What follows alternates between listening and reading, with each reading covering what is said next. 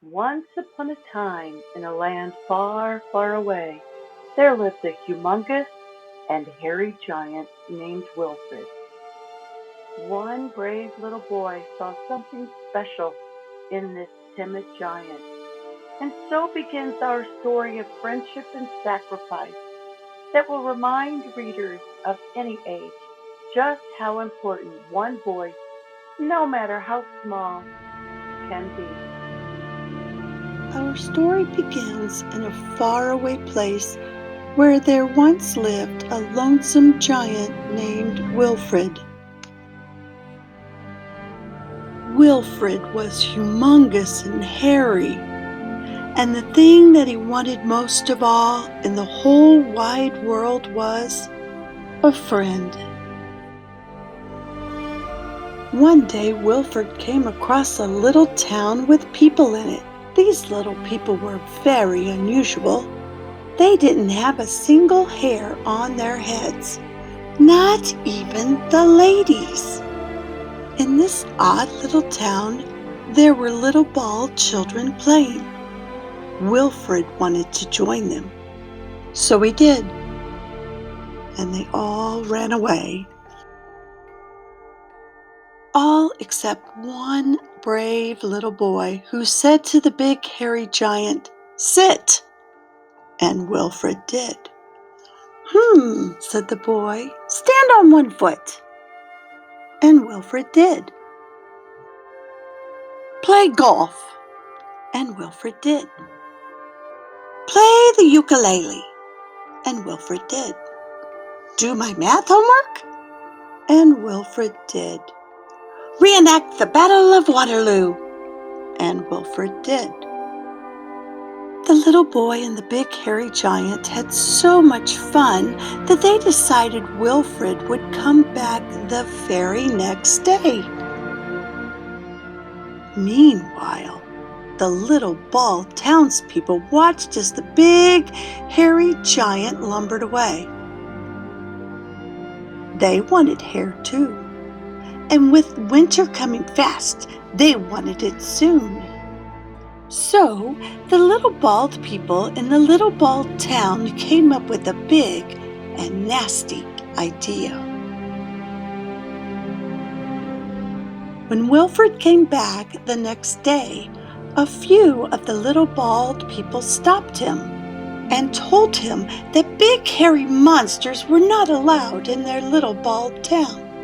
If he wanted to visit, he'd have to stop being big or to stop being hairy, since Wilfred couldn't stop being big. The only thing left for him to do was to stop being hairy. So the little bald people said he should let them cut off his hair, and Wilfred did. Without his hair, poor Wilfred was too cold to play with the little boy. Instead, the big hairless giant went back to his cave. Winter came early, and the snow piled up on the ground while the little boy waited day after day for the big hairy giant to return. But Wilfred did not come back. The little boy couldn't understand why. Until one afternoon, trudging back into town, he was met with a big hairy surprise. Some of the little bald people in the little bald town were not bald anymore. They had wigs. When the boy asked where they'd gotten all that hair, they just replied, "Just from some big hairy monster." Oh no! Without his hair, the giant would freeze. The little boy had to help him. He ran back home where he made giant mittens out of his blankets. Then the boy went to find Wilfred. That night a blizzard rolled in with great blustery gusts and tossed the boy about like a little bald snowflake and carried away his giant mittens. In the face of disaster and the danger of frostbite, the boy tried to stay calm. The snow fell and the winds blew through the night, and the next morning the town awoke minus one tiny member. The boy was missing. The town sent out a search committee, and they looked and looked, and they looked for the lost little boy. Until at last they found him safe and warm. Because in the night, when the boy was lost, he had shouted, "Please save me!" And Wilfred had. The little townspeople felt sorry. This creature wasn't just a big, hairy monster. He was a hero, and he needed their help. They covered Wilfred in blankets and made a big fire to help him get warm. Then they took all their wigs and sewed them back together into a great, big, hairy suit for Wilfred to wear.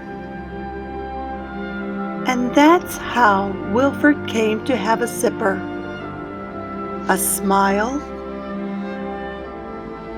and a very best friend.